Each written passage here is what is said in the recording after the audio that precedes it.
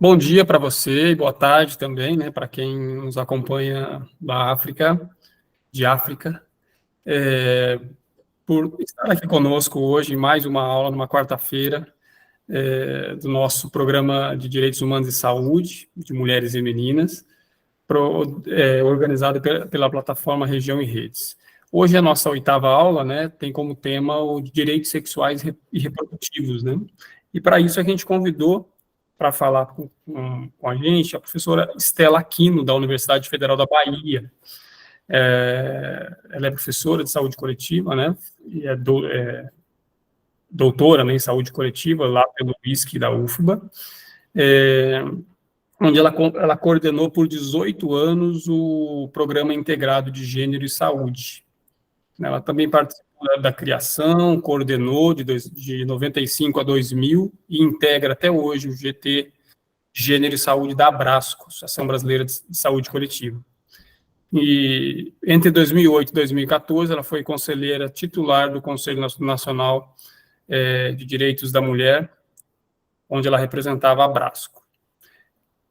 Nós vamos passar agora a apresentação da professora Estela, a quem eu convido para iniciar a aula. Estela, muito bem-vinda e muito obrigado novamente.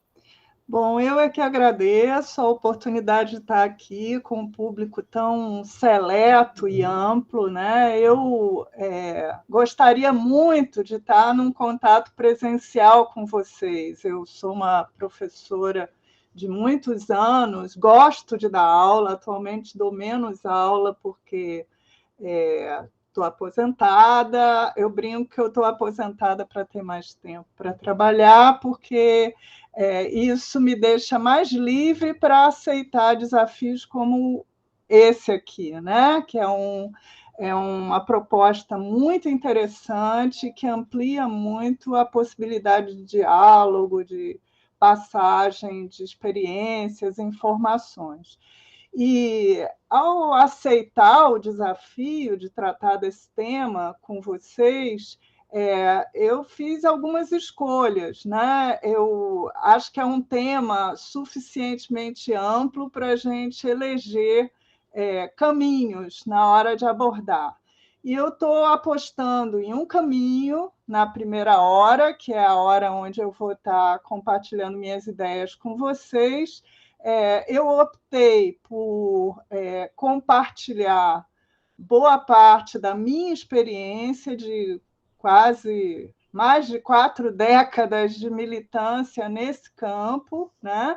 Em várias posições, como professora, como pesquisadora, como ativista dentro da Abrasco, onde eu estou atualmente na vice-presidência,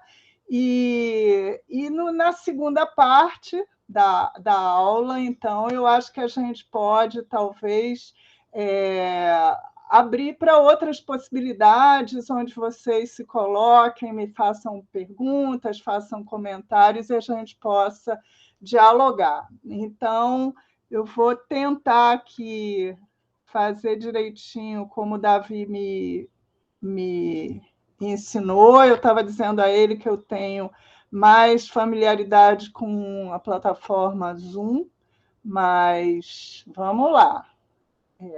Deixa eu chegar nela. Acho que eu me perdi, Davi. Agora, Estela, a gente está vendo já a sua tela. Sim. Agora eu peço que você clica lá embaixo no íconezinho do PowerPoint, na sua barra de tarefas. Tá bom, tá certo. A gente vê a sua apresentação, estamos vendo a apresentação, e agora você coloca lá no modo apresentação. Tá. Já estão vendo perfeitamente?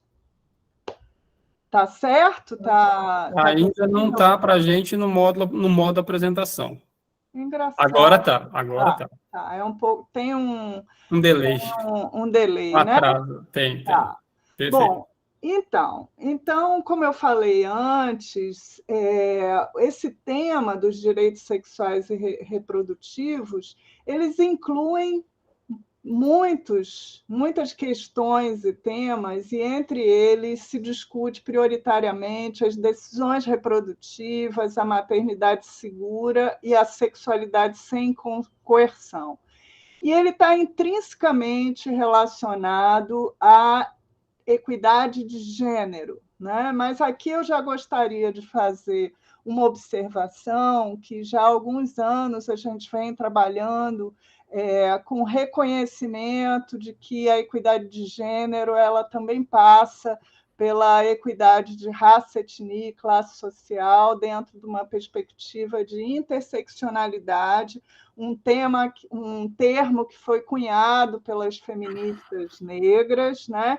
E que dá conta de mostrar que os eixos de opressão eles interagem e produzem situações distintas com grupos que são mais vulnerabilizados quando esses eixos se superpõem. Então, as mulheres negras de camadas sociais menos privilegiadas, elas, em geral, apresentam piores indicadores, não só sociais, mas também indicadores de saúde, refletindo as desigualdades no nosso campo, né?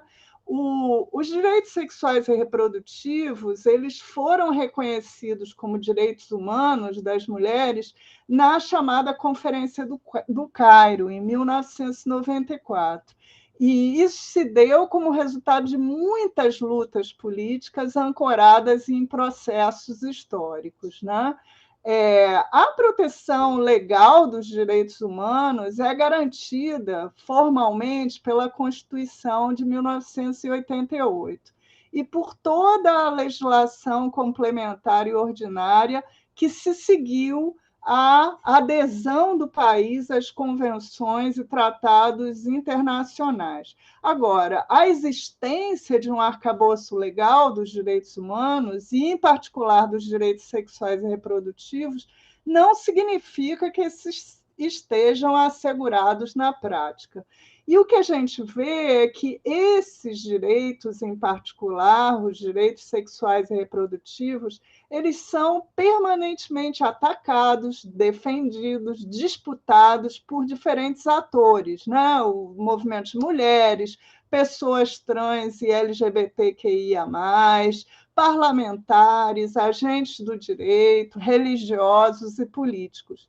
E para que a gente possa assegurar e defender sua existência social em normas, leis e tratados, políticas e planos, é preciso a gente conhecer um pouco dessa história e identificar em que momentos eles são assegurados ou atacados. Então, é o que eu vou tentar fazer agora, pensando em respeito à diversidade do grupo, né, que vocês são, pensando aqueles elementos que, no meu entendimento, eles são marcantes dentro dessa longa história de luta, né? E, para isso, eu vou recuar aos anos 60, que tiveram como marca a chegada da pílula anticoncepcional no Brasil. Nessa época, eu era uma adolescente, depois entrei na vida adulta, né? E foi um momento onde a difusão da pílula anticoncepcional ela apontou para a possibilidade de separação entre sexualidade e reprodução e também a escolha de ter ou não filhos, com quem tê-los e quando tê-los. Só para vocês terem uma ideia, minha mãe, que é de uma geração mais velha do que a minha, era uma mulher que trabalhava fora de casa, teve 6 filhos, e ela costumava dizer que ela tinha engravidado por todos os métodos contraceptivos da época. Ao mesmo tempo, esse momento era um momento muito difícil e paradoxal. A gente tinha no mundo vários movimentos de contracultura, sobretudo de jovens, né? E no Brasil e em países da América Latina, tanto a juventude como a sociedade toda viviam a opressão de um regime militar que se estendeu de 1964 a 1985. E, ao contrário do que, em geral, se destaca, a repressão e a censura ela não estava dirigida exclusivamente à atuação política, mas ela buscava coibir também as contestações no plano da moral e dos costumes. Em todos esses slides que eu vou estar sinalizando épocas, não é? Eu vou colocar como uma espécie de um lembrete qual era a taxa de fecundidade no início do período. E só para vocês registrarem, em 1960, a média de filhos por mulher era de 6,28. Era um período de mortalidade materna muito alta, né? E com essas características que eu acabei de mencionar para vocês. Na década seguinte, que foi uma década onde eu comecei a fazer meu curso de medicina, estava ocorrendo uma série de mudanças sociais e demográficas na situação das mulheres brasileiras. E as gerações mais novas, como a minha, estavam experimentando aquilo que se convencionou chamar de superação do hiato de gênero na educação. As mulheres começaram a estudar mais do que os homens, né? Mas até hoje isso se reflete nos indicadores na área de educação no Brasil, e, ao mesmo tempo, a entrarem de forma absolutamente consistente e irreversível no mercado de trabalho. Também, por conta dessas mudanças todas que estavam ocorrendo, a gente tinha o começo da queda da fecundidade, mudanças nos comportamentos relativos à sexualidade e ao casamento. E é uma década que foi marcada pela instituição do Ano Internacional da Mulher e o início da chamada Década da Mulher, em 1975. O movimento de mulheres nessa época ele se amplia, ainda muito marcado por movimentos de caristia, de bairros, e as mulheres que se autodenominavam e que militavam como feministas, em geral, eram mulheres de camadas médias e altas, brancas, né, que se buscavam ampliar a sua atuação política para intervir no mundo público. Por outro lado, o movimento sanitário, ele, principalmente a partir da segunda metade dos anos 70, ele estabeleceu uma série de alianças com outros movimentos sociais, entre os quais o movimento de mulheres.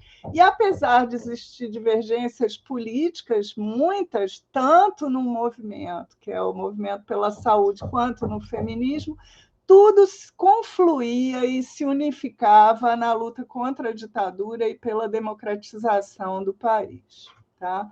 Como é que estava a discussão sobre controle da procriação nessas duas décadas? Né? Existia um debate vigoroso e polêmico, mas que não contava com a participação das mulheres. Era, por um lado, os chamados controlistas neomalthusianos, que defendiam que o crescimento econômico e o desenvolvimento só seriam possíveis com o controle do aumento populacional. Isso era apoiado pelos Estados Unidos, que ofereciam ajuda aos países latino-americanos, e existia uma forte tendência à defesa de um aprimoramento da raça brasileira, entre aspas, não é? E, do outro lado, a gente tinha um grupo que era dos anticontrolistas, que era muito heterogêneo, juntava partidos de esquerda, Igreja Católica, nacionalistas, que defendiam a soberania nacional contra o imperialismo norte-americano. E o Ministério da Saúde, que é importante lembrar, ainda não existia uma unificação do setor, né, que só vai ocorrer com a criação do Sistema Único de Saúde, ele não atendia às necessidades crescentes das mulheres e abria espaço de forma não explícita para a atuação de entidades que eram de cunho controlista, como a Benfam e o CEPAINC, né? Bom, os anos 80 foram realmente anos inesquecíveis. Assim, eu tive a oportunidade de participar do movimento de mulheres, o feminismo cresceu e se diversificou muito, principalmente com a volta das mulheres que se encontravam no exílio, com atuação forte, né? E novas formas de organização e de ação, e a adoção de consignas como, por exemplo, nosso corpo nos pertence, quem ama não mata, que traziam para o movimento a defesa do direito ao corpo, ao livre exercício da sexualidade separada da reprodução. E a saúde, nesse período, ela ganha uma centralidade impressionante, muito forte na agenda feminista. A essa altura, nós já estávamos com uma fecundidade, no início dos anos 80, em torno de 4,3 filhos por mulher, e o que prevalecia diante desse vazio de políticas que assegurassem o controle da reprodução e políticas voltadas à saúde reprodutiva era a esterilização por laqueadura tubária e o aborto. Depois, se vocês tiverem interesse, a gente pode retornar a isso, porque foi um momento onde esses temas eles tinham uma relevância grande, principalmente a discussão sobre esterilização, que só vai se reverter como principal método. As mulheres tinham 2 filhos e depois buscavam uma laqueadura, que geralmente estava associada à cesariana, como forma de superar a falta de métodos contraceptivos reversíveis. Tá? Bom, e um marco nesse período, nessa década, foi a criação do PAISM, em 1983, que foi um marco no sentido de que ele se dedicou prioritariamente à saúde das mulheres, não apenas dos seus filhos, que a visão materno-infantil tinha essa característica e predominava antes. As mulheres interferiram no planejamento, implantação e acompanhamento. A regulação da fertilidade é incorporada como um direito social, e ele estava muito inspirado pelas formulações do movimento sanitário, mas ampliou a visão de integralidade ao incorporar a noção de mulher como sujeito, né, que ultrapassava a especificidade reprodutiva. Então, num primeiro momento, houve uma resistência de parte do movimento feminista, porque tratava-se de um governo de transição, e isso provocou muito debate entre segmentos do movimento de mulheres. Mas, rapidamente, se passou dessa resistência para o apoio político e uma forte atuação na implementação de oficinas educativas, produção de material, etc., material educativo. Aqui tem uma capa de um dos materiais distribuídos, e o planejamento familiar no PAISM ele se situa como um direito de cidadania, e não mais aquela clássica oposição entre a visão dos controlistas e dos pró-natalistas, e, de certo modo, isso habilitou o movimento de mulheres para ter um forte protagonismo na década seguinte, nas conferências internacionais, porque ele antecipa um movimento que vai se consolidar na década seguinte. Tá? Foi um período de muitos encontros sobre saúde, sexualidade, direitos reprodutivos. Eu fiz parte de vários desses encontros, né, ao longo de toda a década, e eu queria destacar um em particular, aliás, 2, eu acho que são importantes. Esse Encontro Nacional de Saúde da Mulher, Eu tive a oportunidade, na época, eu era uma jovem profissional e falei na mesa de abertura, e o primeiro Encontro Nacional de Saúde das Mulheres, que foi um encontro organizado pelo Movimento de Mulheres em Itapecerica da Serra. Nesses encontros, e a Carta de Itapecerica, que foi aprovada ao final desse encontro que eu mencionei, já destacava o apoio à necessidade de um programa de assistência integral, envolvendo todos os ciclos biológicos, integrado com a prevenção e tratamento de doenças relativas à sua inserção no sistema produtivo como trabalhadoras ou donas de casa. Então, esse encontro foi um encontro muito importante, que reuniu mais de 70 grupos de mulheres e onde o apoio ao país se explicitou no seu documento final. Tá? E ainda nessa década, nós tivemos duas questões importantes para a luta pelos direitos sexuais e reprodutivos, tal como veio a se chamar depois. Uma foi a criação do Conselho Nacional de Direitos da Mulher, em 1985, que teve um papel crucial na organização de uma Conferência Nacional de Saúde e Direitos da Mulher, que seguiu a 8ª Conferência Nacional de Saúde, e participou muito da preparação para a elaboração da Constituição de 1988, e aqui eu queria recomendar a quem tiver a oportunidade assistir. Existe um documentário que tem esse nome, o Lobby do Batom, como foi chamado inicialmente até como uma forma pejorativa de desqualificar o grupo de mulheres parlamentares que eram uma minoria suprapartidária, mas que tiveram uma atuação importantíssima e que conseguiram contribuir, tanto se somando ao movimento pela saúde, consagrando o direito à saúde, quanto à igualdade formal em termos de direitos e deveres de mulheres e homens, e também retirando a violência intrafamiliar do espaço privado e remetendo a questão da violência, que mais tarde veio a se denominar como violência de gênero, para o âmbito dos direitos de cidadania. E, obviamente, como um fato marcante, a criação do SUS, que foi tão importante para a nossa história setorial. Tá?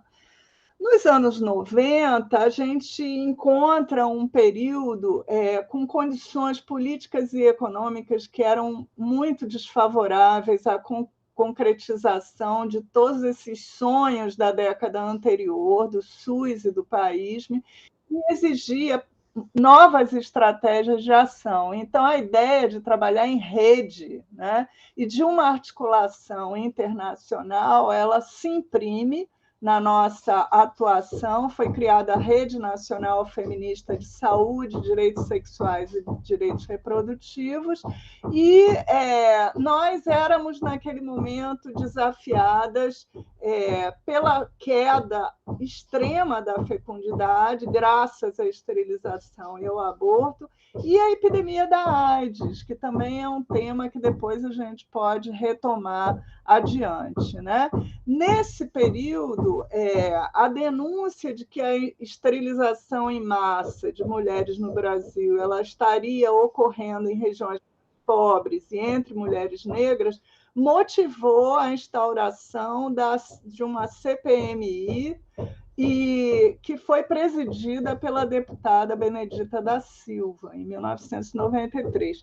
E a confirmação de que, de fato, estava ocorrendo, né, como se suspeitava em regiões mais pobres e entre mulheres negras, motivou a elaboração de um projeto de lei que foi aprovado em 1996, que era um projeto voltado ao planejamento familiar, mas fundamentalmente para tentar regular a esterilização.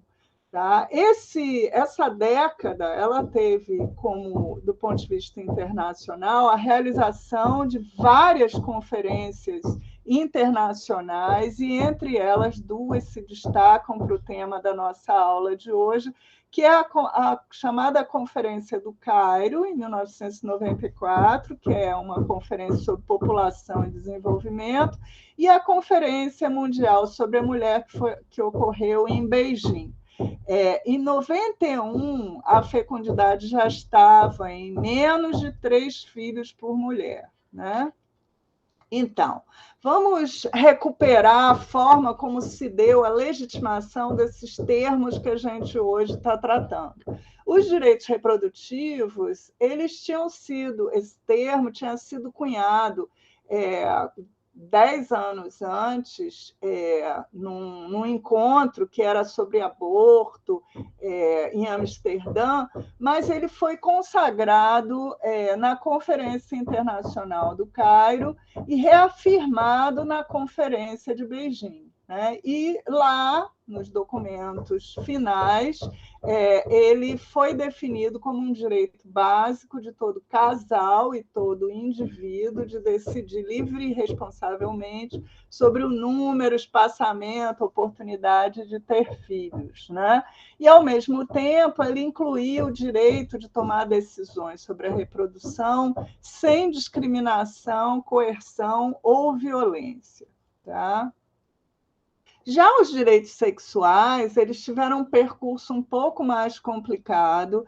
Eles foram formulados também no âmbito do movimento social, mas aí o movimento feminista junto com os movimentos gays e lésbicos da Europa e dos Estados Unidos, e, portanto, o seu refinamento ele foi bem mais complexo do que o termo direitos reprodutivos, porque ele envolveu múltiplos atores e perspectivas, tá?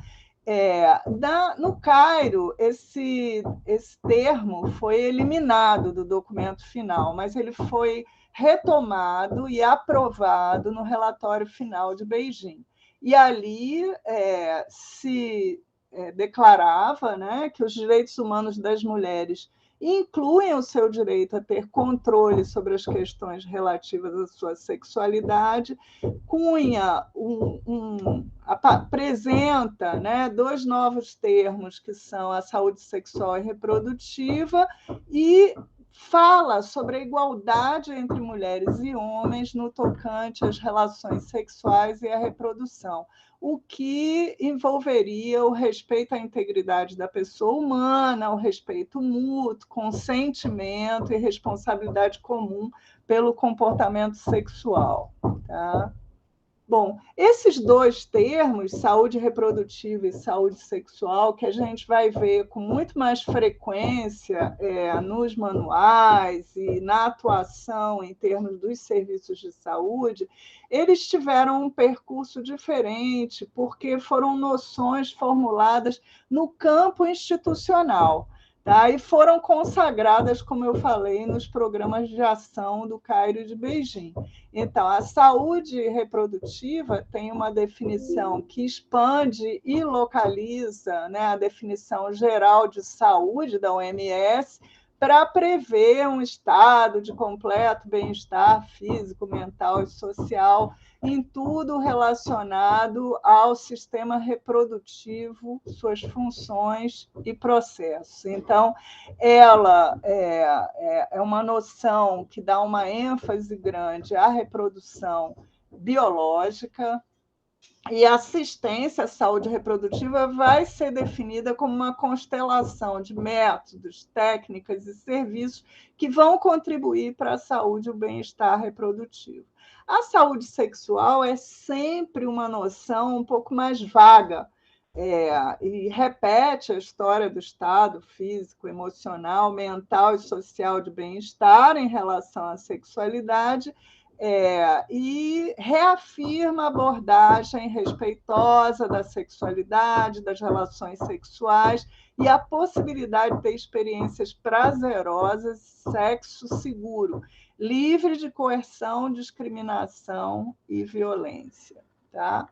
Bom, Eu gostaria aqui de dar ênfase a uma questão muito importante, né? Existe uma série de críticas à visão dos direitos sexuais e reprodutivos, abstratos, de cunho individual, e há vários segmentos que propõem que os direitos sexuais e reprodutivos são direitos coletivos, porque eles pressupõem condições que permitem o seu exercício. Ou seja, não há escolha reprodutiva sem a garantia de direitos sociais fundamentais. Essa visão ela vai ser muito importante para vários temas, né? Como a decisão em torno da esterilização, em torno da interrupção da gravidez, que, inclusive, não se dá sem a participação de outros atores, os parceiros, as famílias e o meio social onde as mulheres estão, né? E as feministas negras, elas propõem um conceito que eu acho muito potente, que é o conceito de justiça reprodutiva, onde elas vão problematizar que, na realidade, a justiça reprodutiva ela inclui o direito de ter ou não filhos, mas também de criar os filhos em segurança e com saúde. Então, tem embutida a compreensão de que a defesa da autonomia sexual e reprodutiva ela tem que estar associada à luta pelas condições sociais e estruturais para uma vida digna, tá? Porque sem isso não haveria possibilidade de escolhas. Bom, continuando a nossa história, durante o período de 2003 a 2015, que foi ocupado, né, pelos os dois governos Lula e o governo Dilma Rousseff, houve uma incorporação mais sistemática das demandas feministas pelo Estado. Isso se deu por uma série de condições e mecanismos no âmbito do Estado que propiciavam essa incorporação. Então, a criação da Secretaria de Política para as Mulheres, né, que tinha status de ministério e estava ligada diretamente à presidência da República, e os mecanismos consolidados de relação com os movimentos sociais organizados, eles permitiram uma maior incorporação de demandas. E esses mecanismos, entre esses mecanismos, eu destaco dois. O Conselho Nacional de Direitos das Mulheres, que se vocês tiverem interesse, a gente pode voltar, foi uma experiência incrível na minha vida participar de um conselho com 40 mulheres, do Acre até o Rio Grande do Sul, de representação de segmentos os mais variados, e a realização das conferências em todos os níveis para a construção e a atualização da agenda política. Em 2010, nós chegamos a uma taxa de fecundidade que já era inferior ao que os demógrafos chamam de taxa de reprodução da população, ou seja, as mulheres tinham menos de 2 filhos por cada uma, né? E isso significa que elas não conseguiam repor aquilo que demograficamente se espera para a manutenção do tamanho, né, das populações, e que os países, por exemplo, europeus e países de alta renda, eles têm sofrido com um aumento do envelhecimento populacional e uma redução do crescimento populacional, tá? Bom, essa é uma foto muito bonita, que é da primeira Conferência Nacional de Políticas para as Mulheres, que reuniu quase 2.000 delegadas eleitas em conferências municipais e estaduais, que tinham contado com 200.000 mulheres. Então, as recomendações desse evento resultaram no PNPM, que é o Plano Nacional de Política para as Mulheres. Ele também é considerado um marco na consolidação de política para as mulheres, e ele inclui uma série de linhas de atuação, e entre elas a saúde das mulheres, os direitos sexuais e direitos reprodutivos. E dá também destaque ao enfrentamento da violência contra as mulheres. Esse plano, ele foi, na segunda conferência, ele foi atualizado e até hoje representa um guia, vamos dizer assim, de prioridades que, obviamente, precisam ser atualizados, mas que nos permitem, de uma forma muito completa, ter como se fosse uma bússola de para onde devemos investir em termos de políticas públicas. O PNAISM, ele é uma releitura do PAISM, né? É um programa setorial, mas que já vai trazer, incorporar um enfoque de gênero, adota a defesa dos direitos sexuais e reprodutivos, reconhece a diversidade das mulheres e dá ênfase ao recorte racial e étnico, destacando a invisibilidade das mulheres lésbicas e a precariedade da atenção às mulheres indígenas. E, além disso, ele também, assim como o PAISM, ele vai defender que as ações devem atingir as mulheres em todos os seus ciclos de vida. Em 2005, no ano seguinte, foi lançada a Política Nacional de Direitos Sexuais e Reprodutivos, que tinha como eixos a ampliação da oferta dos métodos anticoncepcionais reversíveis, o aumento do acesso à esterilização cirúrgica voluntária, e aí não apenas a laqueadura tubária das mulheres, mas também a vasectomia dos homens, a introdução da reprodução humana assistida no SUS e também um programa voltado para a saúde nas escolas. E no setor saúde, quem trabalha, inclusive no setor saúde, conhece bem, a gente tem uma série de iniciativas que desdobram, né, essas linhas gerais para a humanização do parto, para a redução da mortalidade materna, a norma técnica de atenção humanizada ao abortamento, que eu tive a oportunidade de participar da elaboração, a campanha nacional de incentivo ao parto normal, redução da cesárea desnecessária e o acompanhante no parto. E, além disso, a gente dispõe de uma série de políticas de promoção da equidade voltadas a grupos específicos. Então, as pessoas com deficiência, de 2002, a população negra, que é de 2009, a população LGBTQI, aliás, vai até o T ainda nessa época, em 2011. Todas elas incluem a defesa dos direitos sexuais e reprodutivos nas especificidades desses segmentos. Tá?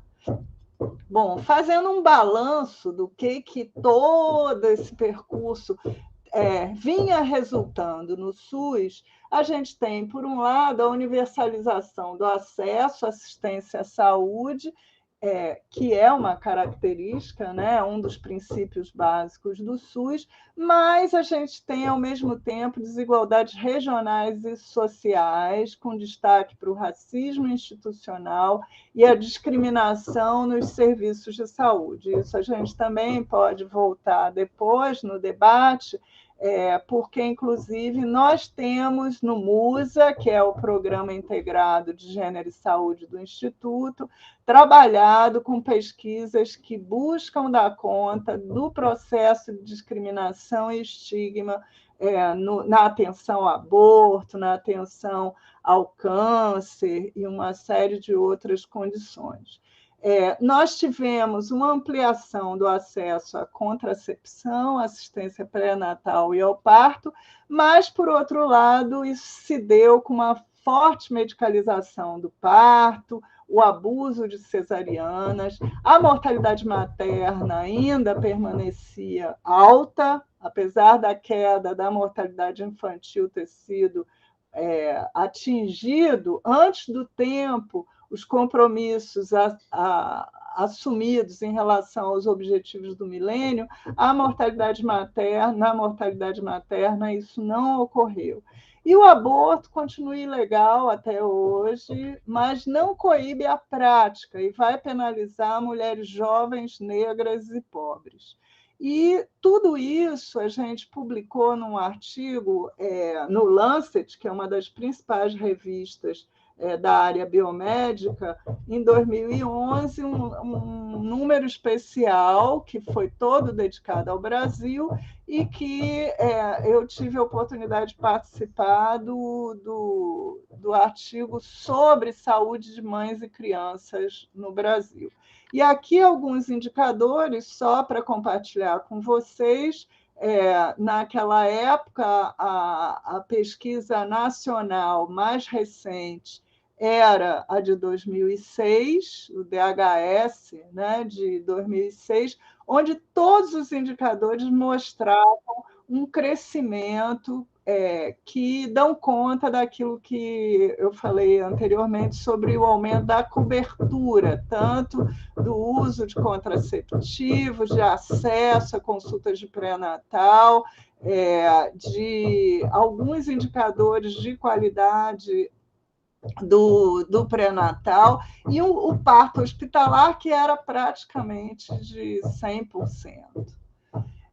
Eu entendo que talvez onde a gente tenha tido mais avanços, e aí eu falo avanços em termos da organização, tanto normativa quanto em termos de estruturas e propostas, foi no campo da violência contra as mulheres, o que não necessariamente resultou na redução dos feminicídios e dos casos de violência contra as mulheres. Mas, de qualquer jeito, uma conquista importante foi o reconhecimento do problema como uma grave violação de direitos sexuais e reprodutivos, um arcabouço normativo e legal bastante detalhado e a constituição de uma rede de atendimento às mulheres em situação de violência, que tinha a pretensão de ser intersetorial e integral. Tá? Isso representou grandes avanços, pelo menos em termos do plano normativo e de estruturação de políticas. Já o aborto é um tema tabu, difícil, que provoca muita polêmica, e ele teve alguns avanços, mas avanços lentos, o principal deles, o reconhecimento do aborto como um problema de saúde nas políticas e normas técnicas, e a instituição de serviços de atendimento aos abortos previstos por lei desde os anos 80, ainda muito insuficientes, e o reconhecimento nas conferências nacionais de políticas para as mulheres da necessidade de descriminalização e legalização do aborto. Nós publicamos um suplemento dos cadernos de saúde pública voltado ao aborto, e ali, depois eu posso passar para vocês, nós temos uma série de artigos, tanto com resultados de pesquisas originais, quanto duas revisões que eu tive a oportunidade de participar, uma sobre a literatura voltada ao aborto previsto em lei e uma voltada aos trabalhos relativos à atenção ao aborto inseguro, que é um tema que eu me debrucei bastante com pesquisa, inclusive comparativa, entre 3 capitais da região Nordeste. Tá? Bom, ao tempo em que a gente ia avançando na conquista de direitos, as políticas públicas e o parlamento se tornaram palco de disputa política com um grande embate, principalmente em torno do direito ao aborto e o casamento entre pessoas do mesmo sexo. Né? Essa ação esse embate ele estava embasado por uma ação organizada de fundamentalistas evangélicos e católicos, não apenas os evangélicos, mas também os fundamentalistas católicos, e o fortalecimento da extrema-direita, que foram, então, incidindo nas políticas relativas ao aborto, ao combate à homofobia e à ampliação dos direitos sexuais e reprodutivos, até chegar à luta aberta contra aquilo que eles denominaram de ideologia de gênero, né, que é um termo bastante inapropriado e impreciso. E aí, com o impeachment da Dilma, né, e a posse do Temer, houve, então, um reforço de propostas conservadoras em todos os níveis, federal, estadual e municipal. Em um ano, o Temer conseguiu destruir em pouco tempo o que a gente levou décadas para construir, seja em relação ao SUS, seja em relação às políticas para as mulheres, às de igualdade racial e aquelas voltadas à população LGBTQIA+. Essa notícia aqui, que traduz uma entrevista com a Jaqueline Pitangui, que foi a primeira presidente do Conselho Nacional de Direitos das Mulheres lá na década de 80, ela faz a chamada dizendo que tinha havido uma redução em mais da metade das verbas para as políticas públicas às mulheres. E esse desmonte das políticas de equidade ele vai se intensificar depois da posse do Bolsonaro e a criação do Ministério da Mulher, da Família e dos Direitos Humanos, que reuniu antigas secretarias de políticas para as mulheres, promoção da igualdade racial e direitos humanos, conduzido pela Damares, né? E passou a ter uma ação sistemática de desmonte de tudo que havia sido acumulado antes, toda a parte de atenção à violência sofreu cortes importantes, o reforço à ideia de família como família patriarcal, heteronormativa, e, ao mesmo tempo, o Brasil ele liderou uma ofensiva internacional anti-aborto com aumento da criminalização e da perseguição das mulheres, meninas e pessoas que podem gestar nos casos de aborto legal. Tá? Bom, tudo isso foi muito agravado pela chegada da pandemia no Brasil, né, que quando chegou era chamada, se falava num vírus democrático, porque atingiria a todos, já que todas as pessoas eram vulneráveis, porque nunca tinham tido contato com o vírus, e a gente viu logo, rapidamente, que isso não ocorreu. A primeira morte, as primeiras mortes no país, elas foram de uma doméstica e de um porteiro. A pandemia acentuou muito as desigualdades sociais prévias. O Brasil é campeão, infelizmente, de desigualdades sociais e, obviamente, que isso afetou muito a saúde das mulheres. Por um lado, porque elas são as principais cuidadoras, tanto como profissionais de saúde, quanto no âmbito doméstico, né? Principalmente as negras e mais pobres estiveram mais vulneráveis ao contato com pessoas doentes e mais expostas às infecções. Tem um caso emblemático, que é o caso do menino Miguel, em Pernambuco, né, que a mãe trabalhava como doméstica, tinha saído para passear com o cachorrinho da patroa, e o menino caiu, com 5 anos de idade, caiu pela janela e provocou muita indignação pela desproteção, tanto dele quanto da própria mãe dele, né? Então, as mulheres negras mais pobres, menos escolarizadas, elas foram as mais atingidas porque elas estavam mais no trabalho informal e precário, e isso dificultou tanto o cumprimento da recomendação de distanciamento social, quanto da possibilidade de trabalho remoto, né? Mulheres e meninas, pessoas trans, gays e lésbicas, jovens, que tiveram que retornar para a casa de suas famílias, estiveram em maior risco de violência doméstica e sexual, e existe um registro e uma reprodução, inclusive na grande mídia, dos casos de feminicídio que se aumentaram muito durante o período da pandemia, não só pelo fato de que estavam convivendo de forma contínua com seus agressores, como também pela falta de serviços de apoio que estiveram fechados durante o período da pandemia. Os serviços de saúde sexual e reprodutiva eles foram muito afetados e a gente ainda está por conhecer a extensão do problema, né?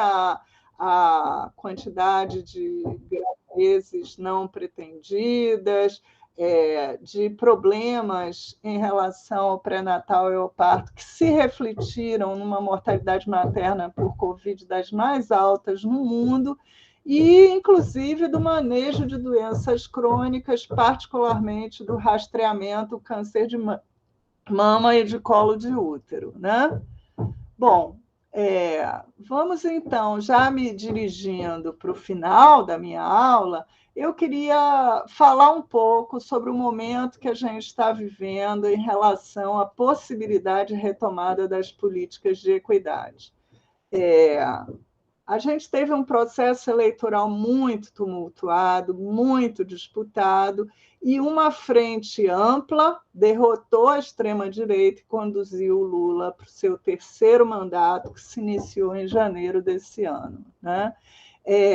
A equipe de transição, que trabalhou em cima dos dados do que a gente dispunha para, inclusive, apontar para onde seguir, confirmou aquilo que a gente já percebia e sentia de um extremo desmonte das políticas e estruturas que ainda está sendo mapeado, né, a extensão do problema. Então, nós ainda não sabemos exatamente qual vai ser o impacto disso do ponto de vista da possibilidade de retomada das políticas de equidade, das políticas que vinham anteriormente sendo implementadas e que teriam, obviamente, que ser atualizadas, mas que constituem um guia na direção do alcance, da promoção da equidade e dos direitos sexuais e reprodutivos. A rede feminista de saúde, que eu mencionei lá da década de 90, ela fez agora um balanço dos principais eixos que avançaram em 100 dias de governo Lula. Todo mundo está acompanhando os impasses no parlamento, a discussão sobre âncora fiscal, sobre uma série de embates que estão ocorrendo no âmbito do parlamento e do judiciário, mas do ponto de vista daquilo que nos interessa aqui, a rede destaca, em primeiro lugar, o fato de ter havido uma reestruturação ministerial, principalmente destacando as ministras Cida Gonçalves, das Mulheres, e Nízia Trindade, que trazem, né, com elas equipes comprometidas com a ciência e com uma agenda de garantia de direitos sexuais e reprodutivos, além de outras medidas de fortalecimento da atenção básica e de provimento de serviços que podem ter um impacto positivo na retomada das políticas que já vinham anteriormente sendo implementadas. Houve um revogaço, assim foi chamado, com a revogação de portarias e normativas que iam na direção oposta, né? E do ponto de vista do governo na política internacional, houve um realinhamento, um afastamento de países como Hungria, Polônia, né, que representam uma política internacional antigênero, anti-direitos sexuais e reprodutivos, e uma agenda que respeita a promoção da igualdade, da equidade de gênero, a participação política das mulheres, o combate a todas as formas de violência e discriminação, bem como os direitos sexuais e reprodutivos. Está havendo um esforço de capacitação e promoção de uma política inclusiva no que diz respeito à população trans, não binária, mulheres com deficiência e mobilidade reduzida. E no dia 8 de março foi lançado um programa chamado Programa Nacional de Equidade de Gênero, Raça e Valorização das Trabalhadoras do SUS. Esses documentos eles estão disponíveis, né? E eu sugiro que vocês, quem não conhece, tomem conhecimento, porque eles representam iniciativas muito importantes para o debate que a gente pretende levar aqui. A Abrasco, nesse processo, elaborou um conjunto de propostas voltadas à equidade de gênero e que tem como princípios esses que estão elencados aqui. Então, a primeira coisa é que equidade de gênero não é possível sem Estado laico. Isso não significa abolição do direito à religião, mas isso fora, né, das ações do Estado. É função do Estado proteger a escolha, né, livre do seu pertencimento ou não, da sua filiação religiosa, e isso não pode influir nas decisões relativas ao conjunto da população. Por outro lado, a gente sinaliza a necessidade de transformar o trabalho de cuidar. É preciso que a valorização que foi dada durante a pandemia ao trabalho de cuidar, que ela se estenda e que a gente possa traduzir isso na forma como as pessoas que estão envolvidas com isso são remuneradas, são protegidas. A questão da luta antirracista é essencial, né?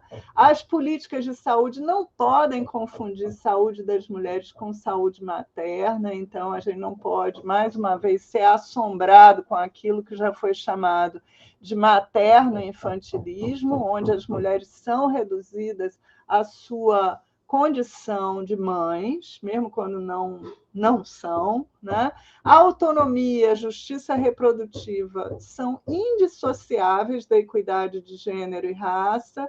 O direito à saúde da população LGBTQIA+, precisa ser respeitado, e a equidade de gênero ela não vai melhorar apenas a situação das mulheres, ela melhora também o direito dos homens à saúde. Isso a gente pode também discutir.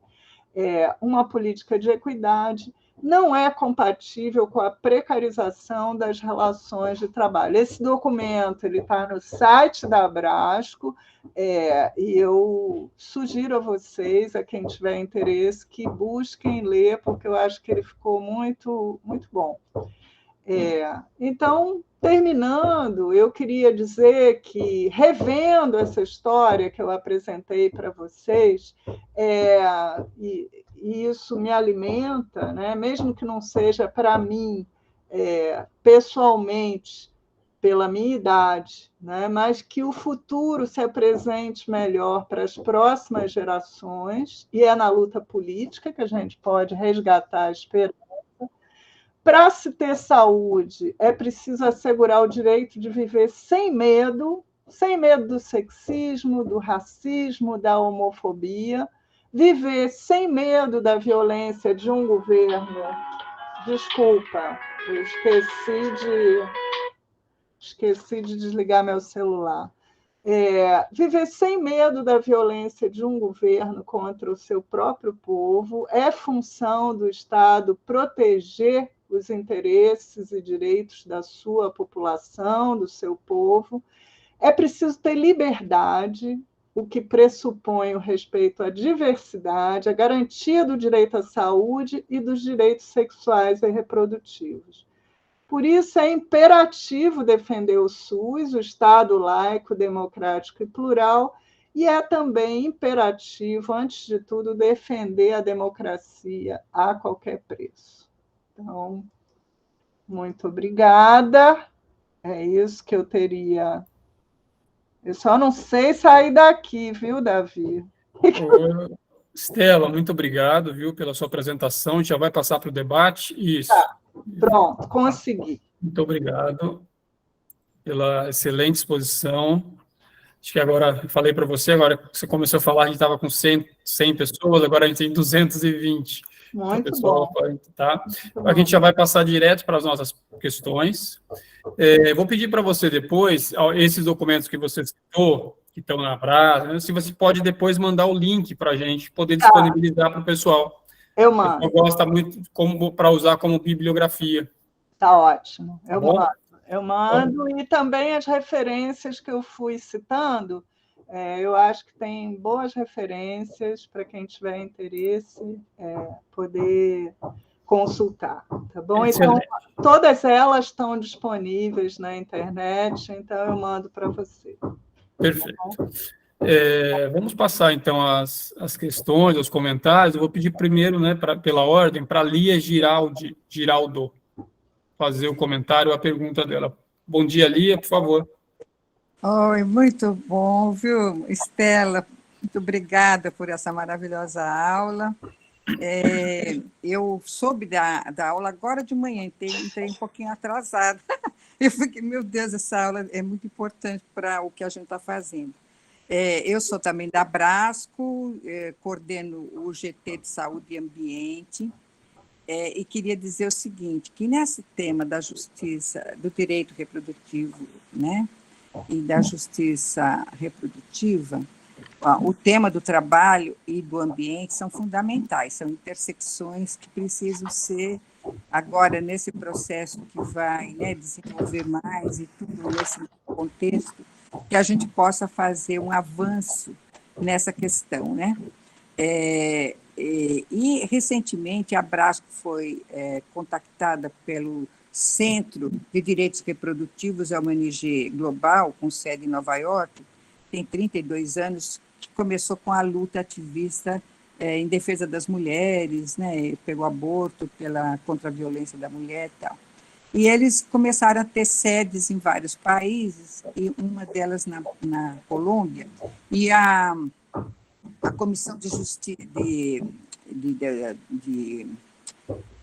a Comissão da Verdade da Colômbia foi investigar o efeito do Plano Colômbia sobre a saúde das mulheres por conta da pulverização por avião de glifosato sobre os campos camponeses, né, de produção de coca e tal. E, pela primeira vez, esse Centro de Direitos Reprodutivos fez uma aproximação com o tema ambiental, relacionado, no caso, com os agrotóxicos. E aí, por conta do trabalho que a Abrasco tem feito já há alguns anos, chegou a uma demanda, eles vieram ao Brasil, tiveram uma reunião com a nossa presidente da Abrasco, e foi, então, feita uma cooperação, e nós estamos com o projeto em andamento já. É um projeto para fazer uma avaliação no Brasil dos impactos da exposição aos agrotóxicos na saúde reprodutiva. Considerando a saúde reprodutiva, todos os efeitos, desde os disruptores endócrinos, a efeitos sobre a fertilidade de homens e mulheres, como também na pós-concepção, no desenvolvimento do feto, malformação, e também no desenvolvimento da criança, etc. E tal. Os cânceres infantis, os cânceres no sistema reprodutivo de homens e mulheres, etc. Então, é um elenco muito grande de desfechos, mas nós estamos tomando para nós como uma iniciativa indutora de um projeto que queremos também que termine numa rede de pesquisa sobre essa temática. Então, nós teremos uma intersecção muito forte com essa outra rede, né, que é a rede que vocês estão militando, e também com a própria GT da Brasco, relacionado com a questão do gênero e tal. Então, nós estamos querendo fazer essa articulação, e a sua aula me fez recordar aquela conferência, né, aquela primeira conferência em 86, né, que foi no mesmo ano da Conferência de Saúde, da 8ª conferência. Nós tivemos 2 conferências importantes, a das mulheres e a da saúde do trabalhador, em 86, né? E desde então o tema tem intersecção muito importante, embora precisamos ainda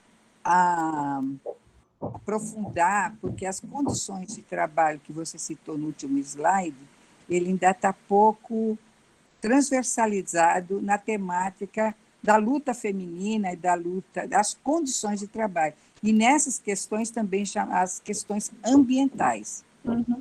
Então, eu queria só fazer essa pontuação para abrir esse debate nesse sentido, e também fazer um convite, né? Vou procurar aí o Davi, primeiro para recuperar a sua aula, para socializar junto a esse grupo de pesquisa que tem 36 pesquisadores no Brasil, trabalhando essa temática do problema do agrotóxico na saúde reprodutiva. Quero que eles assistam a sua aula, e quero também ver como que nós vamos fazer uma intersecção do nosso projeto com vocês. E aí eu quero conversar, porque é fundamental que a gente parte de uma concepção, né, a mais avançada possível, e a gente, no Brasil, felizmente, né, nós temos esse vanguardismo nos conceitos e na perspectiva que funda o SUS, etc., toda essa história do movimento sanitário, ele é vanguardista ainda na própria América Latina. Então, a gente está com muito interesse em fazer um relatório, um trabalho, que esses conceitos eles apareçam em intersecção, que a gente possa trabalhá-los de modo a reapresentá-los em intersecção, porque será um documento traduzido em 3 línguas, inglês, espanhol e português, né? Vai estar em português, mas vai ter e acho que vai ser interessante, porque vai ter uma expressão internacional também.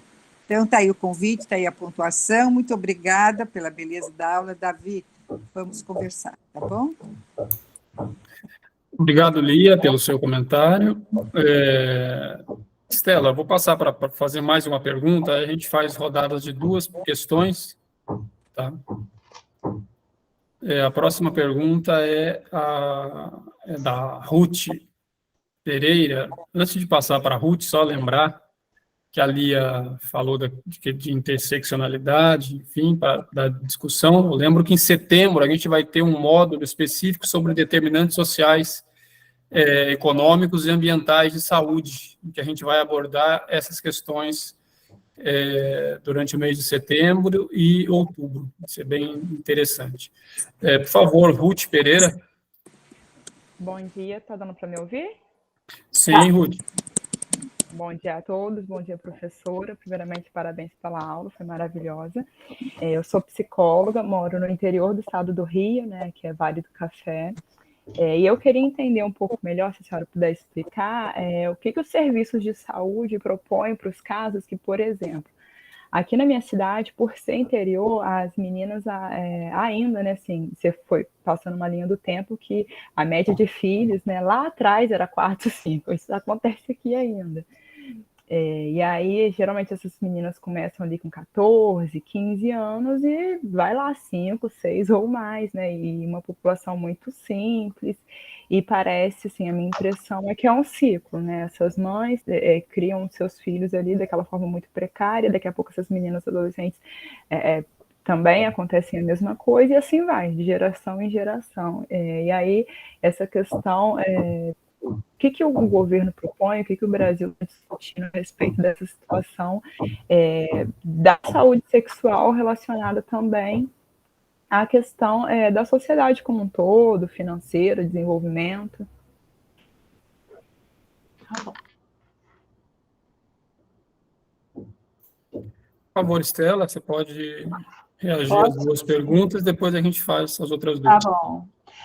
Primeiro, eu fiquei muito feliz de encontrar a Lia aqui, é uma companheira de militância, né, da Abrasco, e eu acho que essa discussão, Lia, bom, na década de 90, a gente teve no Rio a Eco 92. Naquela época, as feministas que estavam interessadas em discutir meio ambiente eram as chamadas ecofeministas. E eu acho que hoje a gente está vivendo um momento, até pela dramaticidade das mudanças climáticas e dos problemas ambientais, eu acho que é um tema que é irrefutável, inescapável. Eu acho que ninguém pode deixar de abordar e incluir esse tema nas suas preocupações. Eu queria sugerir a você que a gente pudesse depois até conversar, porque a gente tem tido algumas iniciativas inter-GTs que são interessantes. Talvez a gente promover uma discussão do GT, né, de vocês, com o nosso GT de gênero, chamando aí outros GTs que eventualmente possam ter interesse nessa discussão, eu acho que pode ser legal no sentido da gente identificar pontos em comum, agendas, construir agendas e tal. A questão, né, do ambiente e saúde, eu acho que ela hoje se espalha para que as pessoas possam trabalhar com isso. E só dando um exemplo, eu tenho colaborado com o SIDAX, que é o Centro de Informações e Dados para o Conhecimento em Saúde, que é da Fiocruz daqui da Bahia, e uma das coisas que eles estão começando a trabalhar é uma proposta de uso de grandes bases de dados nacionais, o que potencializa muito as nossas pesquisas, porque é usar aquilo que a gente já dispõe para fazer estudos, né, sobre o impacto na saúde de condições sociais, raciais e, enfim, econômicas, programas sociais, etc. E uma das iniciativas que está em curso agora é exatamente a incorporação de dados climáticos, para a gente poder começar a trabalhar com isso na relação com mortalidade, com hospitalizações, etc. E como a gente sabe que esses temas, às vezes, eles são difíceis da gente operacionalizar em estudos com dados primários, porque como são eventos que, às vezes, têm um grande período de latência, né, até se expressar em problemas de saúde, a coorte de 100 milhões de brasileiros, que eu acho que quem não ouviu falar, eu sugiro que procure se informar, que é uma coorte reunindo pessoas que submeteram ao cadastro único, né, de programas sociais, ela tem um potencial enorme da gente trabalhar com eventos que são relativamente raros, mas que são, ou que têm um período de latência grande, mas que são relevantes, como você falou. Então, depois eu acho que a gente pode vir a conversar mais sobre isso e até dentro da Abrasco a gente propor iniciativas conjuntas, e isso certamente pode ser muito bom.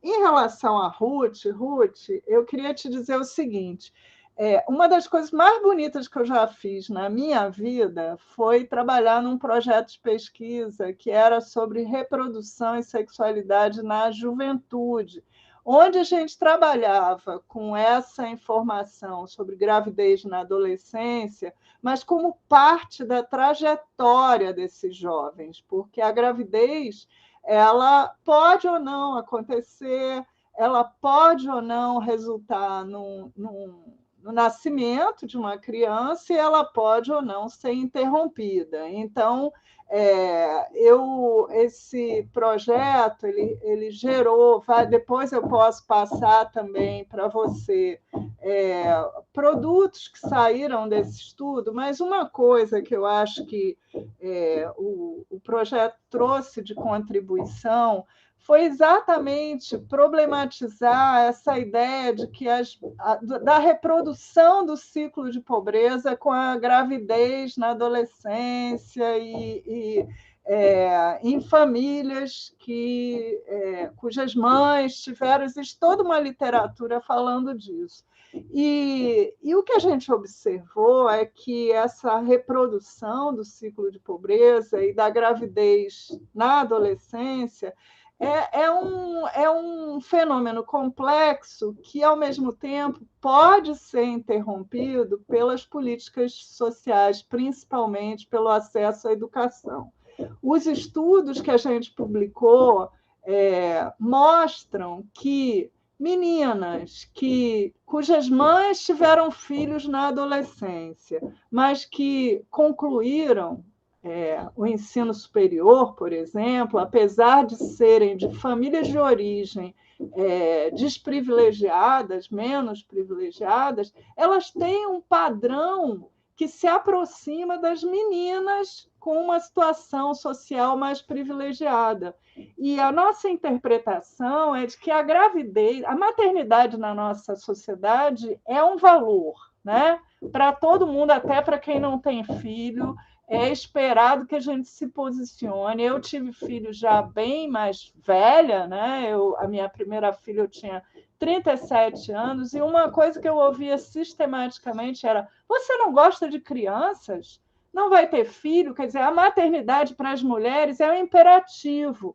E o que acontece? Moças que não têm perspectiva de futuro, em termos de realização profissional, de bons empregos, de projetos de vida, elas acabam encontrando na maternidade uma forma de valorização social. Então, não é porque elas são irresponsáveis ou porque não se cuidam, é porque a maternidade é um caminho de valorização social. Se a gente não mexer com isso, dificilmente a gente modifica essa situação. Tá? Então, eu posso também, entre as promessas que eu fiz aqui ao David, mandar referências para vocês, eu posso mandar alguns materiais que a gente produziu e que mostram isso. Né? Elas têm uma situação mais vulnerável, porque, por exemplo, se elas engravidam, elas se arriscam mais em abortos inseguros, mas, ao mesmo tempo, elas têm um padrão de gravidez, de casamento e tudo mais, que é diferente das meninas que não tiveram isso, não tiveram acesso a políticas sociais que coloquem para elas. Então, eu acho que a grande questão para o debate da gravidez na adolescência não é uma perspectiva normativa de ficar ensinando nos serviços. Acho que a gente tem que prover métodos para as chamadas escolhas reprodutivas, mas a gente tem que oferecer alternativas e diminuir as desigualdades sociais no país, entendeu? Com desigualdades sociais, a gente não muda esse quadro. Esse quadro ele se perpetua. Tem um filme, eu adoro indicar filme também, eu não gosto de indicar só artigo, não, tá? Tem um filme, na época que a gente estava terminando o nosso campo e começando a publicar com resultados da pesquisa Gravade, foi lançado um filme chamado Meninas, da Sandra Werneck, que eu também acho que, se vocês tiverem acesso a ele, é muito lindo, porque ele apresenta, numa linguagem cinematográfica, aquilo que a gente estava mostrando com nossos resultados científicos, que a falta de perspectiva colocava a maternidade para elas como uma alternativa de valorização social. Tá? Então, isso é o que eu teria a dizer em poucas palavras, porque eu acho que é um tema bastante complexo e que demandaria só isso, a gente pode ficar horas conversando, mas é assim que eu vejo o fenômeno da gravidez na adolescência. Eu acho que as meninas que engravidam na adolescência, geralmente, elas estão ligadas a parceiros que são mais velhos, que já saíram da adolescência, entendeu? E essa se apresenta como uma alternativa para a falta de perspectiva de realização social que elas têm. Tá? Obrigado, Estela, muito obrigado, Estela, pela excelente reflexão que você trouxe para a gente aqui agora. Antes de passar a palavra para o Edson, eu vou responder duas questões que estão aqui no chat. A primeira é sobre grupo do WhatsApp. O curso tem um grupo de WhatsApp. A gente disponibilizou o link agora no chat. Quem quiser entrar tem que ser por aquele link, tá? Não é a gente que coloca o seu número. Você clica e vai ser direcionado para o grupo. A segunda questão é quem não assiste ao vivo as aulas anteriores e quer assistir gravado, né, lá no YouTube. Embaixo do vídeo, embaixo de cada vídeo, vocês vão encontrar um link escrito lista de presença. Aí lá vocês vão poder colocar o nome e e-mail para a gente poder ter controle sobre quem está acompanhando o curso e quando foi que assistiu, qual aula que conseguiu ver. Então, aqui no Meet não precisa se preocupar com presença, mas lá no YouTube, quando assistir gravado, tem a primeira linha da descrição de cada aula. Lista de presença e o link. Só clicar no link e colocar nome e e-mail. Tá? Agora a gente vai para as outras mais duas perguntas. Edson Santos, por favor. Bom dia, aí abençoado para todas, para todos. Quero parabenizar a professora Estela, que excelente aula. Obrigado aí por essa apresentação, explanação aí tão preciosa. Obrigado aí à rede e também a professora Estela por nos brindar, né, com essa aula maravilhosa. Diante do contexto, né, cultural societário nosso, machista, classista, racista, homofóbico, em um país, um dos mais desiguais do mundo, né? Diante de todo esse contexto, quando a gente vamos fazer alguns recortes, a gente vai ver a situação da desigualdade piorando ainda mais sobre as mulheres, e quando essas são negras, mulheres pretas da periferia, aí a gente vê a perversidade do sistema neoliberal influenciando, né, aí, os direitos dessas mulheres e, sobretudo, no tema da aula de hoje, os direitos sexuais e reprodutivos. Eu me lembro que eu li 2 artigos que eu fiquei abismado. Em um deles é que o Brasil ele é campeão mundial de morte de mulheres trans, né? Então, ou seja, é lamentável a gente ver o quão o nosso país é um país homofóbico, transfóbico, quanto é um país onde se mata, né, devido a essa questão aí de gênero. E um outro artigo que eu li também que eu fiquei abismado, que o Brasil é campeão mundial no parto cesárea. E aí, se tratando de direitos sexuais e reprodutivos, a gente vê que a indústria da cesárea no Brasil é algo assim tão terrível, é algo que tem uma grana tão grande que muitas vezes traz para a mulher a falsa ilusão de que a mulher que quer gestar, a mulher que quer maternar, né, ela vai ter o privilégio de ter um parto sem dor, porque o parto cesárea é vendido como o melhor modelo de parto do mundo, né? E aí essa indústria investe pesado e é muito triste a gente ver isso, né?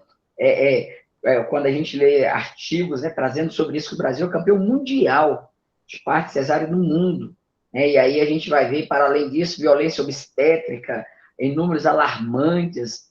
Então, diante de todo esse contexto, a gente vemos que, como a professora colocou muito bem, né, o golpe em 2016, na verdade, não foi contra a presidenta Dilma, né? O golpe foi contra a vida da população brasileira, né? Em especial das mulheres, né? Das mulheres e das mulheres mais vulneráveis, né? Das mulheres pretas da periferia, né? Então, a gente vê que o golpe foi um golpe de classe, né? A elite, golpe da elite contra a classe trabalhadora. E aí, em tão pouco tempo, nesse pequeno recorte aí, desde 2015, na verdade, eu diria até logo após, né, a presidenta Dilma se reeleger, em 2014, a gente já viu todo um conluio, né, entre Câmara, Senado, STF, a mídia corporativa, enfim, a gente já viu todo um conluio, todo um circo armado para a derrubada da presidenta Dilma, né? Eu me lembro que o Cunha, que era o atual presidente da Câmara, travou a pauta, não deixou nada andar, não deixou nada ser aprovado, né? Desde o final já de 2014, em conluio com outros que prefiro nem citar nomes aqui, mas enfim, a gente vê que esse golpe, ele foi um golpe sobre os direitos sexuais e reprodutivos das mulheres. A gente vê que foi um golpe contra a classe trabalhadora. E aí a gente fica abismado. E a gente vê como que em tão pouco tempo conseguiu destruir políticas importantíssimas, onde levou décadas, levou tanto tempo de luta para que as mulheres pudessem alcançar, né, aí esses direitos humanos, direitos constitucionais, direitos fundamentais, e que em um período tão curto de tempo, esses direitos foram, assim, esmiuçados. Aí a gente vê como, acho que foi semana passada, teve uma votação da paridade, né, uma lei que traz a igualdade de salário entre homens e mulheres. A gente vai ver várias deputadas, mulheres, né, todas elas de partido de direita ou ultradireita, né. Para mim não foi surpresa nenhuma, porque aquela turma ali, né, a gente não espera nada daquela turma ali, aí a gente vê mulher votando contra o direito de mulher, né? E aí a gente vê o quanto é importante nós não desassociarmos, né? O nosso viés e a nossa questão de defesa intransigente da democracia, a nossa defesa pelos direitos humanos, nossa defesa pelos direitos fundamentais. Então, eu penso que é isso aí. E aí, eu gostaria de fazer uma pergunta para a professora, diante de todo esse cenário, diante de todo esse contexto, né, e o avanço do neoliberalismo. E aí, nesse momento agora de reconstrução, para tentar reconstruir, né, e reparar um pouco aí de todos esses retrocessos, todas essas perdas. O que fazemos diante aí desse cenário tão terrível, tão desastroso, nós que militamos aí no campo das políticas públicas, das políticas sociais, né? Como nós articularmos para podermos não cairmos nesse engodo, né? Em especial do neoliberalismo, da política da direita e da extrema-direita, que simplesmente vem com um discurso bonito e, por trás disso, a gente vê tanta retirada de direitos, sobretudo das mulheres, e quando nós temos o recorte racial, as pretas e da periferia. O que fazemos diante aí desse avanço neoliberal e desses retrocessos das políticas públicas que têm acontecido com tanta frequência no nosso país? Obrigado. Obrigado, Edson, pela sua pergunta. Vou passar agora para Helenilda Santos. Helenilda, por favor, fazer sua pergunta, seu comentário.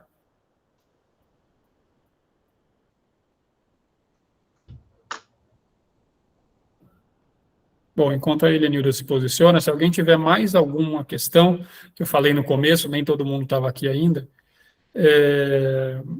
a gente tem no meio da tela aqui do Google Meet, na parte inferior, uma mãozinha. Só clicar na mãozinha que você se inscreve para fazer a sua questão, tá? Helenilda, você nos ouve?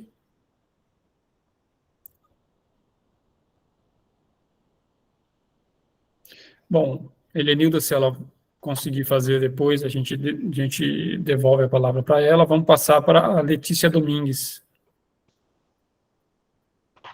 Oi, bom dia. Bom dia a todo mundo. Eu estava pensando, ouvindo a Ruth, né, quando ela traz essa questão das mulheres, das adolescentes grávidas, e aí eu sempre, não, tenho, né, há um tempo trabalhado com situações de violência sexual contra mulheres e crianças, principalmente.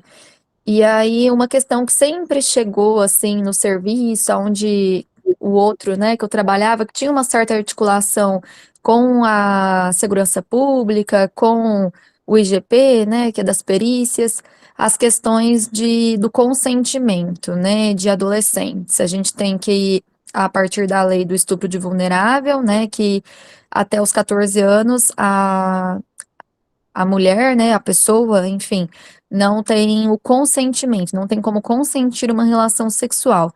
E aí eu fico pensando muito nessa questão, porque muitas vezes chegou lá para eu atender meninas de 13 anos que foi meio obrigado pelo conselho tutelar a fazer um BO contra um namorado, porque teve uma relação sexual. Naquele momento, né, elas falam, na escuta a gente ouve delas, né, que não foi com violência, que elas queriam, né?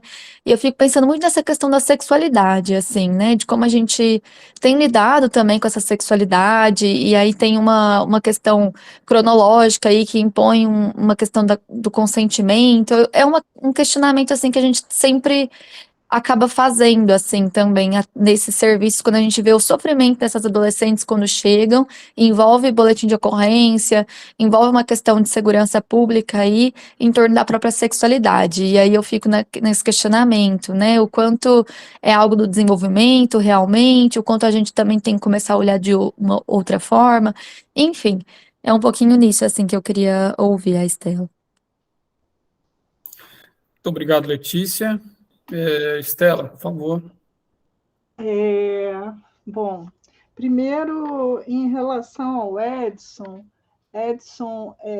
você tocou em 2 pontos, aliás, 3, né? Que são coisas complexas, né? Você falou da questão da transfobia, eu acho que a visibilidade da população trans é uma coisa relativamente recente, né? E é resultado de uma luta muito aguerrida e muito difícil, né? Porque isso envolve uma série de problemas que vão desde a questão do acesso a mercado de trabalho, a questão da saúde, a questão das agressões e das violências, e o grupo de mulheres trans e travestis é o que tem a maior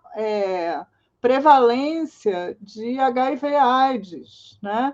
É um grupo que está exposto ao uso continuado de procedimentos hormonais, né? E que a gente praticamente não tem estudos sobre isso, né? Então,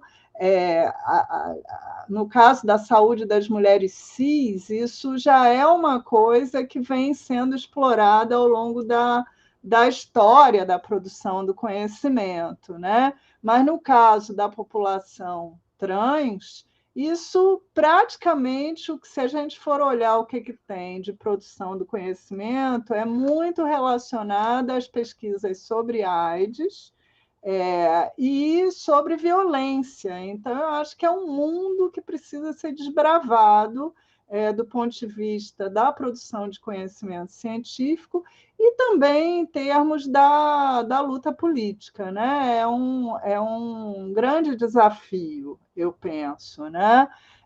Hoje, eu acho que a gente está assistindo, volta e meia na imprensa, se fala sobre situações que os serviços de saúde têm dificuldade de absorver, como, por exemplo, homens trans que decidem engravidar numa relação porque tem a possibilidade de ter uma gravidez. Isso parece que bagunça todos os esquemas esperados. Então, os serviços de saúde são poucos que estão qualificados para prestar esse tipo de assistência, e ainda assim são situações inusitadas do ponto de vista dos esqueminhas mentais que a gente tem na forma de encarar a sexualidade e seus quadradinhos. Então, sexualidade e reprodução é um tema que ainda coloca mais distante em termos de problemas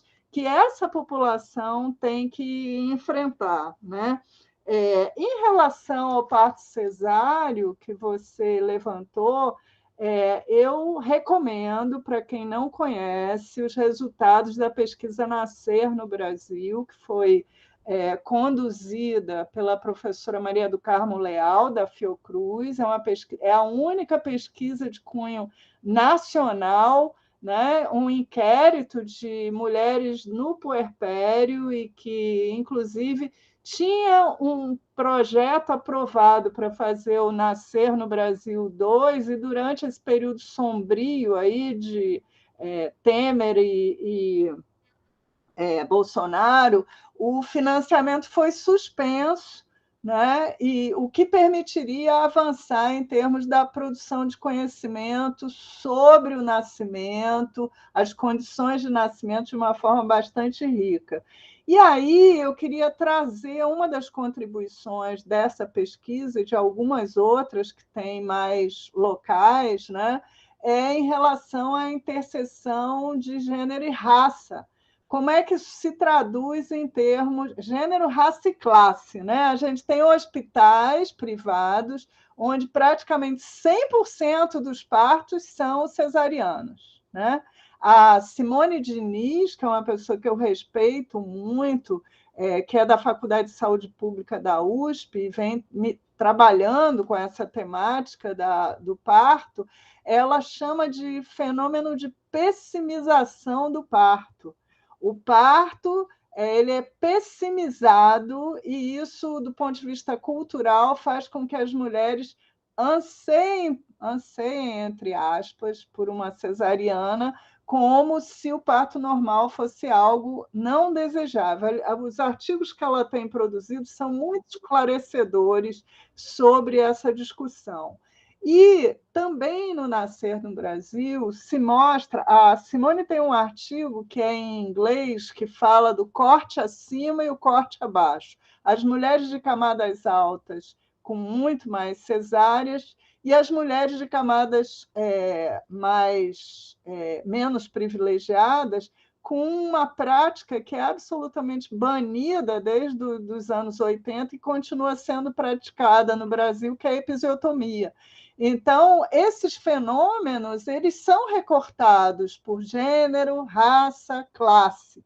E tem estudos mostrando que, assim como as mulheres de camadas mais altas aumentou a prematuridade dos fetos em função da cesariana eletiva, da cesariana marcada, né? As mulheres negras têm a pós-maturidade, ou seja, deixam de receber a cesariana quando ela seria indicada, por mecanismos que envolvem tanto estigma quanto discriminação. Então, a nossa contribuição como pesquisadoras e pesquisadores é mostrar, né, que essas coisas elas têm esse tipo de recorte e que a gente, no debate sobre direitos sexuais e reprodutivos, eles não são direitos abstratos, eles têm raça, eles têm classe, eles têm geração, eles têm sexualidade, orientação sexual, tudo isso deve ser contemplado para a discussão sobre esses fenômenos. Em relação à Letícia, que me perguntou sobre a violência sexual, falando sobre a questão do consentimento, tem uma literatura que eu não tive a oportunidade de apresentar aqui, porque, pelo caráter heterogêneo da turma, pelo tempo pouco, né, da nossa aula, e pela necessidade de ter a aula ter um caráter mais panorâmico, mas tem uma vertente de discussão muito interessante sobre a questão das escolhas. O que é escolher? Né? O que é o direito à escolha? Né? E nesse campo da sexualidade, isso é uma questão importante até para a gente poder lidar com os fenômenos no âmbito dos serviços. Né? Eu sei que, por exemplo, muitos profissionais ficam inseguros, às vezes incomodados de lidar com adolescentes e assegurar o acesso à contracepção e outras informações, né? Sem envolver os pais, e aí tem uma discussão grande sobre isso, e no cerne disso está esses problemas, que são problemas de ordem ética, filosófica, né? Quando uma mulher decide que quer fazer uma laqueadura, que é um método irreversível, né? Porque não tem acesso à contracepção reversível, isso é uma escolha ou é uma falta de escolha? A gente não sabe bem. E, quer dizer, não sabe bem, não. Existe uma série de discussões a respeito disso. Né? Se você não tem as condições objetivas e materiais para fazer as escolhas, isso é um problema. Por outro lado, as escolhas, elas são escolhas em contextos culturais. A gente não... a minha escolha não é a mesma escolha de uma mulher com outro perfil social diferente do meu, tem a ver com o seu ambiente cultural, familiar, etc.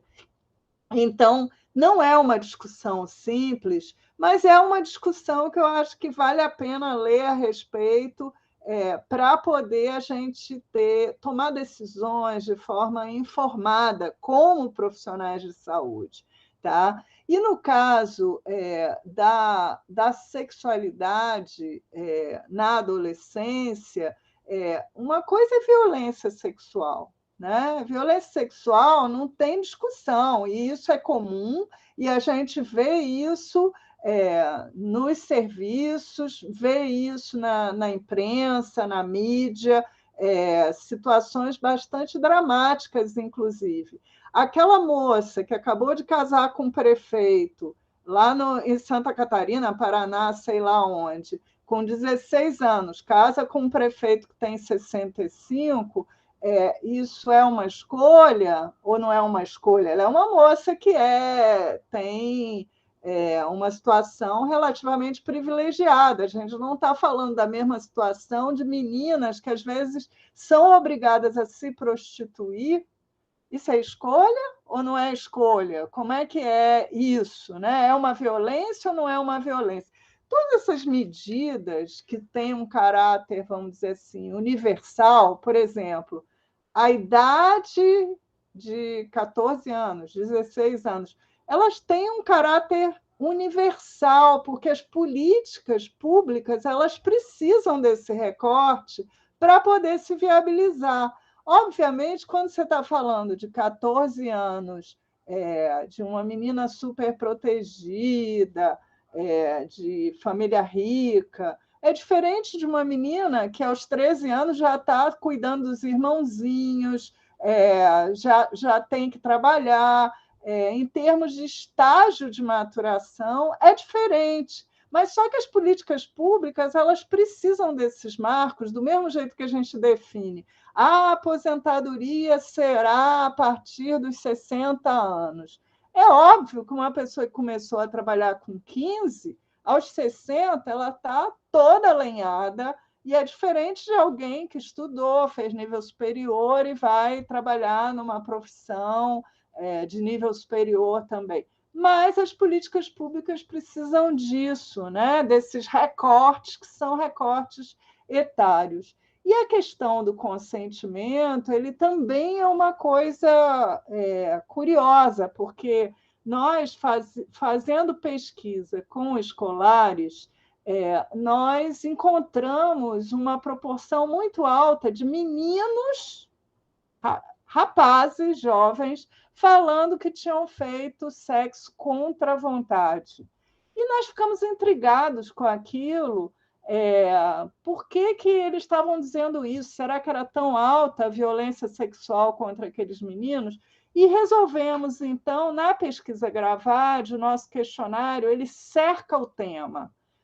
A gente pergunta de várias formas aquilo, e aí tem desde agressão física, ameaça, que aí constitui uma violência, mas não é chamada assim, porque às vezes as pessoas não reconhecem isso como violência, até o caso de teve muita insistência, era uma das perguntas. E a gente descobriu que mesmo os meninos, os homens, numa fase precoce da sua vida sexual, eles se viam compelidos pelo papel de macho, de atender uma expectativa de que eles seriam bons, né? Bons homens, que não negavam fogo, etc., eles declaravam que tinham feito sexo contra a vontade. E isso, quando a gente perguntava só assim, sem detalhar,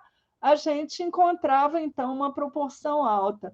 Da mesma forma, as meninas. Às vezes, você tem situações onde a insistência do namorado ou do seu grupo de pares pode levar a uma precipitação de decisões no campo da sexualidade que não necessariamente correspondem ao que ela deseja, vamos dizer assim. Tá? Então, realmente, esse tema da sexualidade ele é um tema complexo, e aí são escolhas éticas. Estou falando a gente como profissional, né? Trabalhando nos serviços.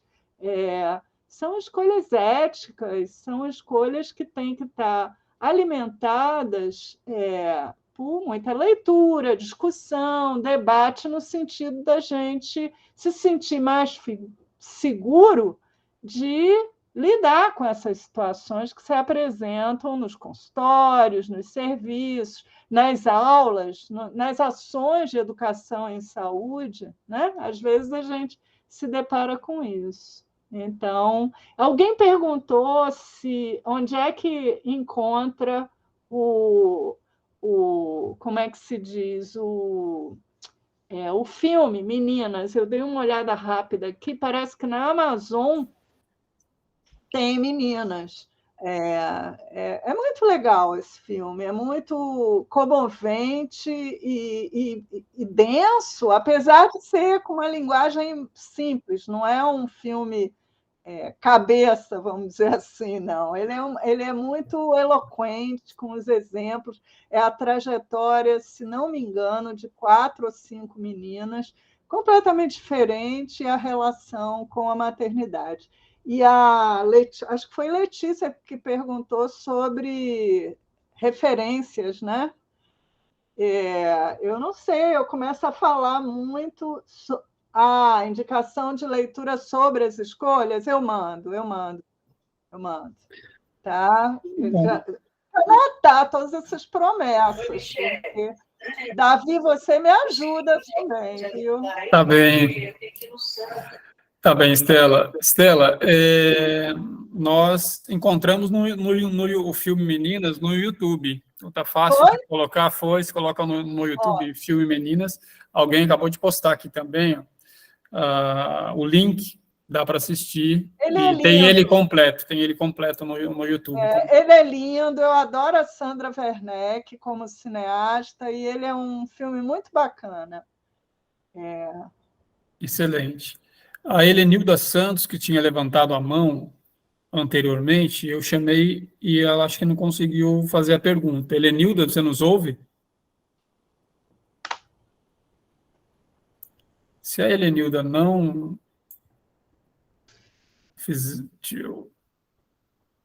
acho que ela não vai conseguir fazer.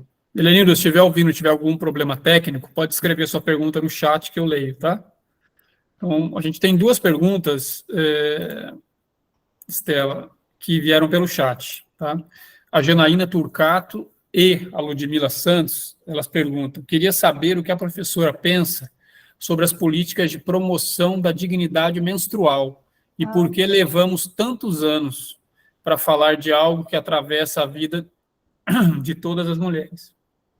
A Francisca Bezerra, desculpa, ela fala, a pergunta dela vai em outra direção, que é, temos visto vários casos de imperícia em relação ao atendimento médico em hospitais. O último foi o caso do bebê que teve o pescoço arrancado, entre aspas, né, que foi em Belo Horizonte, e depois costurado. O que está vendo com a formação desses profissionais? É difícil essa pergunta, viu? Mas, enfim, vamos lá. Janaína, eu também me surpreendo sobre a nossa cegueira prévia em relação à dignidade menstrual. Eu acho que, na verdade, a gente tem várias situações, por exemplo, o trabalho doméstico, até a década de 70, não era considerado trabalho. Ninguém falava nisso. Só quando a gente ia ver a literatura sobre efeitos do trabalho sobre a saúde, não existia isso. Era como se não existisse o fenômeno, e o fenômeno estava lá. Né? Agora, durante a pandemia, houve toda uma exacerbação dessa discussão. Como é que eu vou fazer sem que a empregada doméstica venha? Vou fazer todo o serviço. Quer dizer, é um serviço que, antes da pandemia, parecia que ele não estava, não tinha valor. Né? E aí, de repente, ele se apresenta com um valor que não se traduz na valorização, vamos dizer assim, em termos de remuneração, assinar carteira, os direitos sociais. A gente sabe que isso acontece, a grande maioria das empregadas domésticas não tem seus direitos reconhecidos.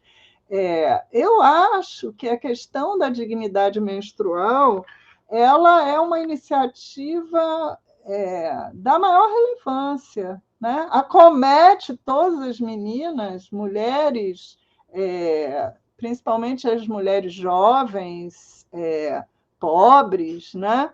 E impede, por exemplo, que as mulheres, que as meninas, às vezes, deixem de ir à escola porque estão menstruadas e não tem como comprar um absorvente ou se proteger em relação a isso. Então, eu acho que é uma política pública da maior relevância, apesar de ter ficado obscurecida até recentemente, porque começou a se falar disso não tem muito tempo, né?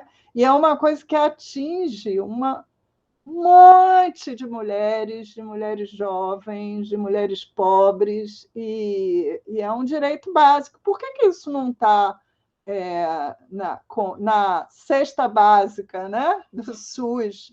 Por que isso não... As mulheres que estão em situação de rua, por exemplo, né? Mulheres que estão em situação de extrema vulnerabilidade, então eu acho que já passou da hora, né, de ser valorizado como política pública. Tá? A questão da imperícia médica, eu acho que isso precisa... eu acho que tem tido uma maior visibilização, não só da imperícia, como os casos, por exemplo, de assédio, né, assédio sexual, caíram na imprensa, começaram a ser colocados na imprensa.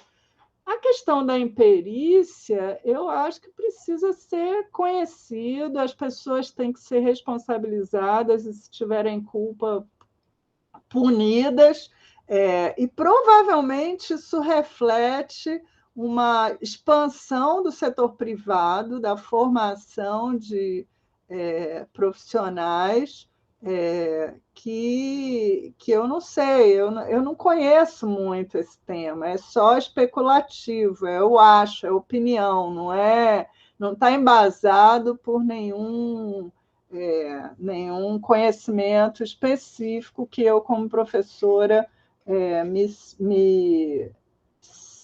como é que se diz?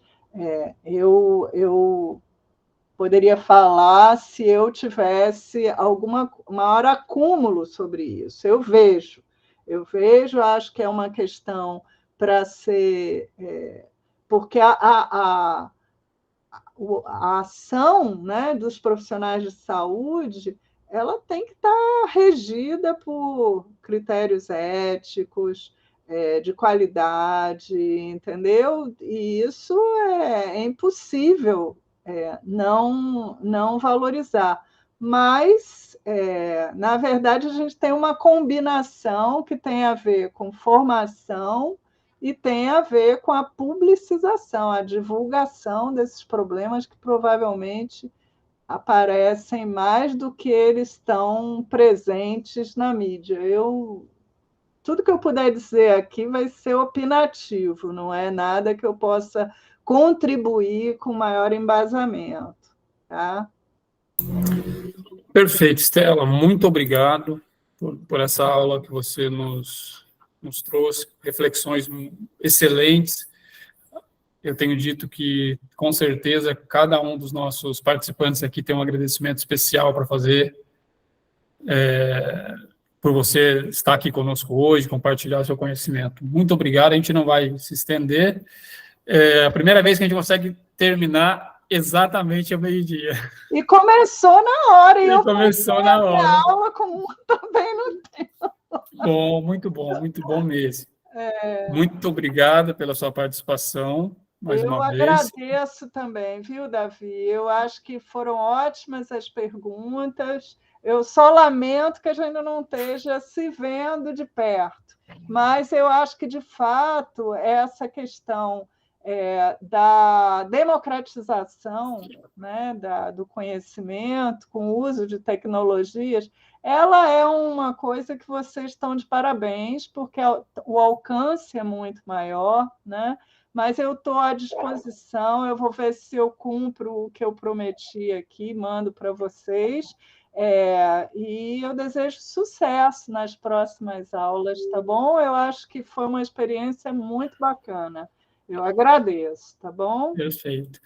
Só para finalizar, pessoal, vamos colocar aqui no chat a cidade de onde vocês estão acompanhando esse nosso curso, para a gente ver, para os colegas, a Estela também poderem acompanhar. Tenho dois informes. O primeiro, a professora Estela falou sobre a pesquisa Nascer no Brasil, né, feita pela Fiocruz, e tem o site da pesquisa, né, o Nascer no Brasil 1 e Nascer 2, que está hospedado no site da Fiocruz, na ENSP. Foi colocado já o link aqui no chat, e depois a gente vai enviar também por e-mail e também no grupo do WhatsApp, tá? Para vocês poderem acessar a pesquisa. Lá tem os relatórios, tem todas as informações relacionadas à pesquisa Nascer no Brasil. Essa pesquisa é linda, muito bonita, muito bem cuidada, muito legal, eu recomendo. Excelente. E lembrando que na próxima semana, na próxima quarta, né, no dia 17, o nosso tema da continuidade é violência obstétrica, a dor que cala, com a professora Rita Costa, da Fiocruz, que escreveu um livro de mesmo nome da aula. Tá? Então, eu desejo a todos vocês um ótimo, excelente resto de semana, e que a gente possa, na próxima semana, estar aqui novamente e nos encontrarmos.